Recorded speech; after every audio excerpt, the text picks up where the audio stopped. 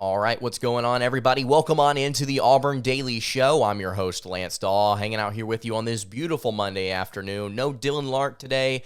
Going to be flying solo on the show. Going to be discussing a couple of different things that I wrote about over the weekend relating to Texas and Oklahoma's move to the SEC. I want to talk about how this impacts the Auburn Tigers. I want to talk about what the SEC could look like, potentially according to our friends over at SI. Also, going to be talking about Auburn basketball and just kind of asking the question, what's going on with Bruce Pearl's squad right now? I think it's a pretty easy answer, but nonetheless very frustrating to see the way that the Tigers are kind of falling apart here down the stretch, to be completely honest with you. So if you've not already subscribed to the show on YouTube, make sure that you do that if you're watching there. If you're listening on podcast, make sure you are following us and leave a 5-star review wherever you are listening. Also, if you've not followed our written work over at auburndaily.com as well, make sure you check that out. So, Texas and Oklahoma, according to the SEC Commissioner Greg Sankey, will be moving to the league in 2024 instead of 2025.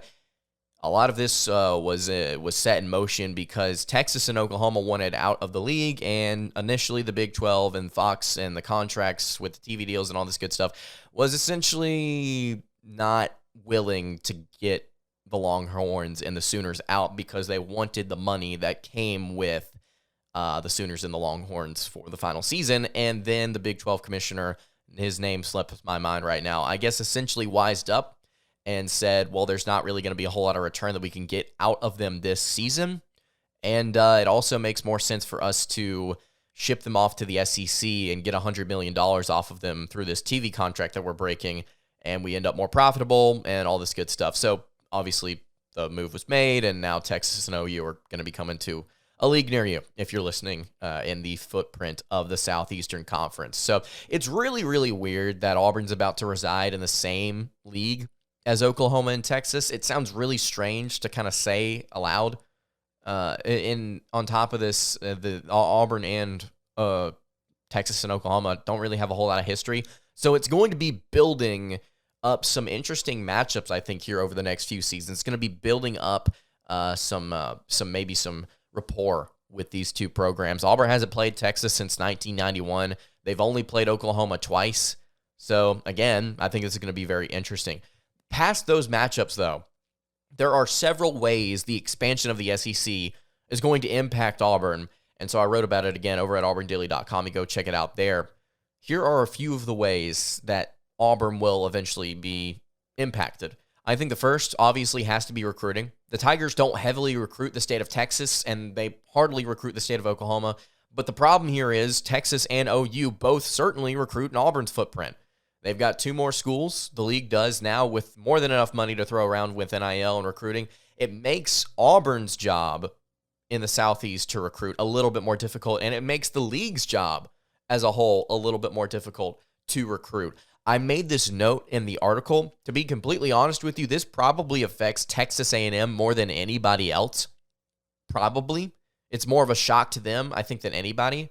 There's no certainty also that Oklahoma will come into this league and just recruit better off rip because, they're in the SEC now. It's also like the same thing for Texas. I think they're a safe bet to kind of continue on the trajectory that they are right now, which is underneath Steve Sarkisian, kind of going out, kind of getting the big boys. They obviously got Arch Manning to commit to them just a few months ago. I think they are going to continue to be stable. I do not see a downward trend happening with Texas.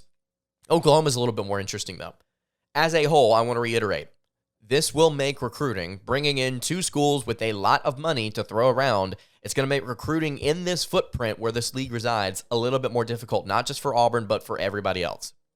I'm curious to see how battles for kids in Texas affect Auburn now. I don't know what that could look like. I just know it's going to affect them. So that's my thought there on recruiting. Revenue also, if we're going to spin this a little bit more positively, look, you bring in 2 schools with a lot of money, hey, all of a sudden, you've also got a little bit more money yourself. I said in my article, and I've probably quoted this on the show, in the words of Calvin from the comic Calvin and Hobbes, if your numbers go up, that means you're having fun. Pretty straightforward there, I think. Auburn right now, currently, I believe they got, in the 40 millions, 41 million from the SEC after they split up all of their revenue just here a few short weeks ago. that number is going to go up with Texas and Oklahoma moving into the league. I think this, again, is pretty straightforward with how you spend this. And I think that most people acknowledge that the reason this move was made was for this, right? It was for more money. It was for more benefits for all of these different schools. And that's just kind of that, right? I mean, there's nothing else to say other than there will be people out there that are frustrated over the fact that this deal was done simply for this reason. I don't necessarily think that it's a problem. I think that that's just part of college football. I think that's the direction that the state of college football is going. People that make the decisions have their mind focused on making more revenue, and this was just simply another one of them. I think that this is a positive thing. I think this is a good thing for everybody involved. Now, here's where it gets interesting, and this is the third of the fourth points here I want to make. The third of the 4 points I want to make here. Scheduling. So while it does bring you more revenue, it also, you have to think about, the additional conference games. And by the way, I want to be clear, this is not just for football. This is for everything. This is for basketball. This is for baseball. This is for gymnastics. This is for tennis. This is for soccer. This is for equestrian. This is for everything, right? Scheduling also, I think, is going to be very interesting. But if we want to stay relative to football here, it's the primary discussion. It's worth noting that at meetings in Destin, Florida last year, the SEC already figured out how other sports will implement new scheduling models. The only one that has not been discussed, at least to my knowledge, and has been actually implemented is football. I'd have to go back and look at the reports from Destin last year. But football, the schedule still has not been decided. Auburn is a particularly interesting case considering they may not get to play their two biggest rivals in the same year, depending on how the schedule changes. Now, I doubt that's going to happen. I doubt they're going to be put in a position where that actually becomes reality. But again, it all depends on how the league office wants to handle things. So scheduling, I think, is a very fascinating way that this conference is going to change because it's going to do away with some things, I believe, and we'll get to that in a little bit whenever we start talking about what the new SEC could look like. The final thing here, this also ties into revenue, but I think it needs to be its separate conversation because I fear that we are going to continue to have unpleasant conversations about how traveling arrangements are done, particularly for some smaller sports. Travel is the final thing I think will be affected here. This directly impacts all schools, with Auburn sitting kind of nestled in the middle of the SEC's geographical footprint. I don't think things should be too bad here. Traveling to Austin and Norman every other year, or the same, depending on sports and scheduling, it should be an additional expense, both fiscally and physically. I think so. Keeping that in mind for how Auburn and how the other teams in the league, including Texas and Oklahoma, handle this. I mean, imagine going from Oklahoma to Florida like every other year. I mean, that is a travel. That is a legitimate. That is a legitimate move there. So I think that's the final way we have to look at this affecting the Auburn Tigers. There are probably so many other different little detailed, nuanced things that are going to happen because of this. But I think that at the end of the day, there are an even amount of positive and negative things. And seeing how Auburn interacts in this league within a new college football playoff, an expanded college football playoff, is going to be interesting. We don't have the answers for how that's going to play out because it hasn't happened yet. I'm just intrigued to see the way Auburn moves and whether or not they're actually able to make a perceived rise as a program from where they currently sit. So there's the ways that Auburn could be impacted. I want to talk about what this schedule could look like a little bit more because I think it's interesting how this league could decide to divvy it up. Before we get to that, though, I want to tell you guys about our friends over at Prize Picks. This season, Auburn Daily has partnered with Prize Picks to bring some fun and variety to the picks for 2023. Prize Picks is a free app that allows you to choose any 2, 3, 4, 5, or 6 players from any sport in your wagers. You can predict the over-under for the next game and win big prizes if they do well. They've also got flex options where you can still get paid on winning only 3 of 5 or 2 of 3 of your games. You can also have multiple sports in the same parlay. Best of all, you can use promo code Auburn, AUBURN, to receive double on your first deposit up to $100. Again, that's promo code Auburn for double your first deposit. Obviously, Auburn's got a big game tomorrow against Missouri. So this college basketball season, you can win some money with Prize Picks in Auburn Daily. Again, you can use promo code Auburn. Check out some props for that one tomorrow. Again, another really, really big game that I think a lot of people should have their eyes on. What the new SEC could look like with Texas and Oklahoma moving into the league. So like I mentioned, it's official. Sooners, Longhorns going to be moving into the SEC. July 1st, 2024 is the specific date that has been set there by the league office and Greg Sankey. So Ross Dellinger of Sports Illustrated recently put out an article kind of detailing how all of this went down and also reiterating something that SI put out just like, I think it was 2 or 3 months ago, about what a new SEC could look like with what is arguably the best format out there. I've not seen one better, and that is the 3-6 model. So as you may know, right now, the Southeastern Conference in college football plays 8 conference games in a 12-game regular season schedule. 8 of the 12 games are conference games.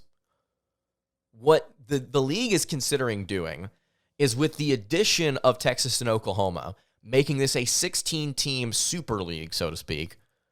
What they're considering doing is making the conference slate 1 game larger and then divvying up rivals accordingly. So another model, for instance, I'm gonna preface this by explaining another model. Another model that was discussed was keeping the 8 conference games and doing what's called a 1-7 model, which would feature an 8-game format with 1 permanent opponent for each individual team. Likely the team's conference arch rival. So you've got 1 permanent opponent and then 7 conference opponents that rotate out every season. So that's an interesting concept, but the problem with that is that there are some teams in this league that play conference games that may not be against their arch rival, but are significant to the state of the league in terms of revenue and things like that, that they should be played annually to get that extra revenue. For instance, Alabama and Auburn play every single year. It's the Iron Bowl. It's massive.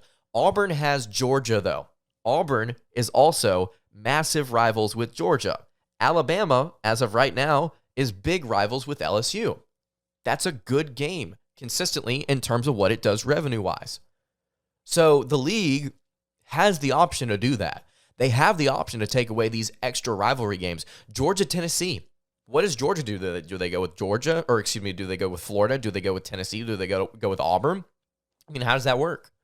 So what the league has also proposed, and what a lot of people online have proposed, is you go to a 3-6 model, a 9-game format that would allow a team to keep 3 set-in-stone conference opponents every season while rotating out the other 6 conference games every year. This would mean, in theory, a student-athlete would be able to see every stadium and city the SEC has to offer if he were to stay for the entirety of his 4-year eligibility, or longer, depending on what happens. It's unclear right now where the SEC is going to land, but a lot of people are leaning towards this 9-game model. And so a lot of people can only assume, well, if that's the way that, just the league has been discussing it, then let's go ahead and start talking about this as if that's going to be the thing that's implemented. And this is something that they actually even talked about at Destin last year. They said they had like 30 different models that they discussed. I don't know if that's true or not. I don't even know if you can come up with 30 different conference models. But that's just my speculation there. But this was, if I'm not mistaken, the one that they continue to go back to. So I'm going to play through this here with you like we are going to have a 9-game model. And Ross Dellinger of Sports Illustrated also, again, like I said, detailed in an article about what he and Sports Illustrated believe the 3-6 model could look like. So again, it's 3 permanent opponents, and then the rest rotate. For Auburn, Ross Dellinger and SI had, for the Tigers, Alabama, Georgia, and then their 3rd permanent opponent, South Carolina, which is interesting for South Carolina to be added as the 3rd opponent. But again, this is such a tough situation because of the rivalries in this conference that are not as prominent, that do bring in as much revenue. There are some teams in here that make a lot of sense. Georgia would get Auburn, Florida, Kentucky. Makes sense. It's really, really difficult to put Auburn, Florida, and Tennessee because the whole point of this 3-6 model is to give these teams what they want every year, but also they need to give them an even amount of, I don't know, they need to kind of like disperse the good teams. They don't need to give one team, they don't need to give Vanderbilt, Auburn, Georgia, and Alabama. That would be dumb. Vanderbilt would have to play, the most impossible slate there, rotating in Texas and Oklahoma every now and then as well. I mean, that's just really, really, really difficult. Some of these teams are going to get screwed either way. That's just simply the nature of it. I think that there are going to be a couple of teams that, regardless of what the SEC tries to do, maybe Auburn's one of them, but regardless of what the SEC wants to do, I think that people are going to walk away unhappy. Arkansas getting Missouri, Texas, and Kentucky. I mean, Kentucky's a weird one there for Arkansas. I think, honestly, Texas and Oklahoma move into this league, and they have some really interesting slates. Texas may be the most perfect. They would have Oklahoma, Texas A&M, and Arkansas. Nobody's complaining about that. If you are, I'd love to talk to you. Oklahoma would get Texas, Missouri, and Florida.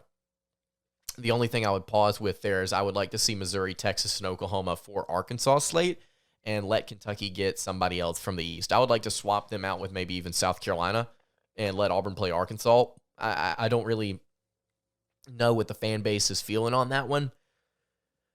But again, you're going to end up playing somebody now for the foreseeable future that you've not played a lot up until this point. I think a lot of people are going to get caught up over that. I'm kind of caught up over it as well. And this is what I said. This is what I said in the article. It needs to be noted that some teams that currently feel comfortable with their East-West rotation may end up with a new set of schools they have to play every year. Kentucky getting Arkansas and Mississippi State to shake things up, as well as Florida getting Oklahoma. I mean, that's just the reality of it. That's just part of it.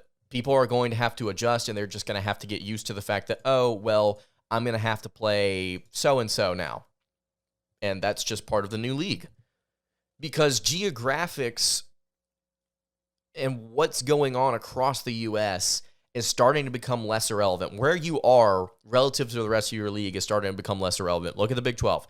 Look at the Big 10, who is currently a prominently middle, why am I slipping right? Midwest Conference, geez. They are going out and they're getting UCLA and USC, going all the way across the country. Geographic footprint doesn't matter anymore, at least not as much as it did. I think the SEC is going to be a little bit more stubborn. They're going to hold on a little bit longer than some others. This is a fascinating move by the SEC. I know that we've been talking about it for years now, but it's a fascinating move by the SEC to kind of pull this stunt, and it's going to make a lot of teams adjust. It's going to make a lot of teams adjust. So that's my thought on that. That's my thought on what the league could look like. If you want to check out what the entire slate could look like, the 3-6 model could be for every individual team, you can go check that out over on auburndaily.com or over on SI. Again, the article was written by Ross Dellinger. There's also a link to his article in the Auburn Daily article as well. So would highly encourage you guys to go check that out. So Auburn basketball, this is the final thing I wanted to talk about here before we wrap things up. They currently, over the last, let's count it up, over the last 6 games, they've lost 5. The only win in the middle there is Georgia. It was a blowout victory over the Bulldogs. They lost to A&M, West Virginia, Tennessee, Texas A&M, and Alabama. So 2 really, really solid teams in Tennessee and Alabama, 2 good teams in Texas A&M and West Virginia, and 1 bad team against Georgia that, again, you blew out. You've only got 1 bad team left on the schedule. You've got Mississippi in this final 6-game stretch. You've got Vanderbilt in 2 games, but the interesting one, I think, is the one coming up tomorrow on Valentine's Day against the Missouri Tigers. Currently a top 50 team in Kim Pom. That's not necessarily relevant to the Tigers relative to what they are in league play. As of right now, Auburn, Kentucky, and Missouri are currently tied for a 3-way split for 4th place in the SEC. I worded that poorly. Point being, if the SEC tournament ended today, 3 teams would technically have the 4th best conference record in the league, but only one of them would be able to go as the 4th seed and as the final double bye in the SEC tournament. As of right now, I actually don't know who that would be before this game between Auburn and Missouri is played, but this is a crucial one because of tiebreakers, because because Missouri and Auburn could finish 11-7 or 10-8. And depending on whether or not Auburn wins this game or not, it could be the deciding factor between whether they get that double bye and play on Wednesday, or they don't and they end up playing on Thursday. It's all matchup dependent right now as to how far I think Auburn can go in this SEC tournament. Nobody wants to play Alabama, obviously. But as it stands, this is a very intriguing game for a team that is slipping. And Missouri, on the other hand, I mean, they're starting to find a little bit more of their mojo right now. If I'm not mistaken, they've won 5 out of their last 6. On top of that, they beat Tennessee on a buzzer beater on the road. They beat a top 4 team, according to Ken Palm, on the road, and looked pretty solid for the most part. For the majority of the first half, they looked pretty solid doing so. Matchup-wise, Missouri is good in some places and really not against the Tigers of Auburn, obviously. So we could break that down on tomorrow's episode, and we're obviously going to have like previews, takeaways, galleries, things like that all over at auburndaily.com tomorrow. I just think it's intriguing where the Tigers are standing right now. And the reason that they have just fallen off the face of the earth after starting 16-3 and 6-1 in the league, I think primarily has to do with guard play. They've got a pretty solid front court. But you look at what Allen Flanagan, Wendell Green, Katie Johnson, Zep Jasper, those guys, what they are doing is not enough on the defensive end and on the offensive end. This team can't shoot. We all know that. They just can't. There's no denying it. They don't have a good shooter on this team, and don't sit here and tell me that Wendell Green is a good shooter. If you're shooting sub 38%, I'm not going to sit here and call you a good three-point shooter. It's just the reality of it. He's shooting, 29% from beyond the arc? Yeah, he's not a good shooter. The Tigers don't have that in their arsenal. But if they did, this team would be drastically different. If they just had one. If they had one guy that they could rely on. But they don't. This backcourt is a hodgepodge of transfer portal players that have not gelled and worked out the way I think Bruce Pearl thought it would. And so now we're sitting in a situation where you have to just kind of rally the troops.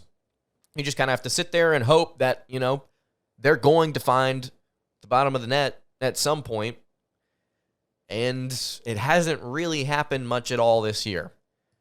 Even in the Georgia game, I don't think they were shooting particularly well from 3. They ended up shooting 36% as a team. They scored 94 points, though.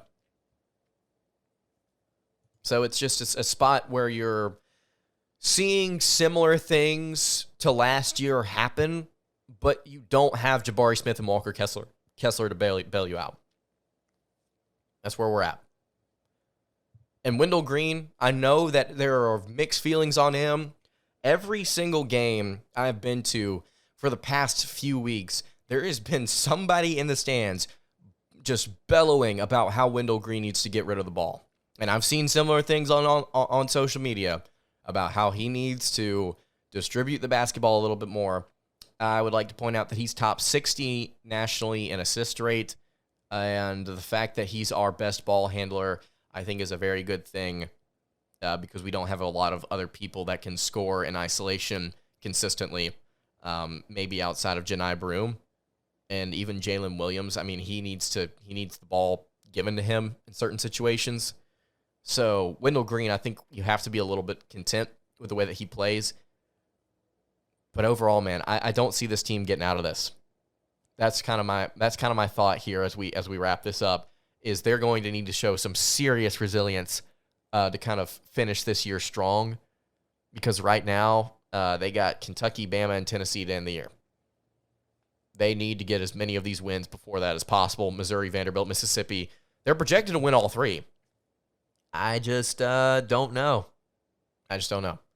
So if you want to go check out all of our written work over at auburndaily.com, you can certainly do that. You can also check me out at @LanceDawe_ on Twitter. Check out the auburndaily.com over on Twitter as well at the Auburn Daily. We'll be back tomorrow with another episode of the Auburn Daily Show. For now, I hope you guys have a great rest of your day, and God bless.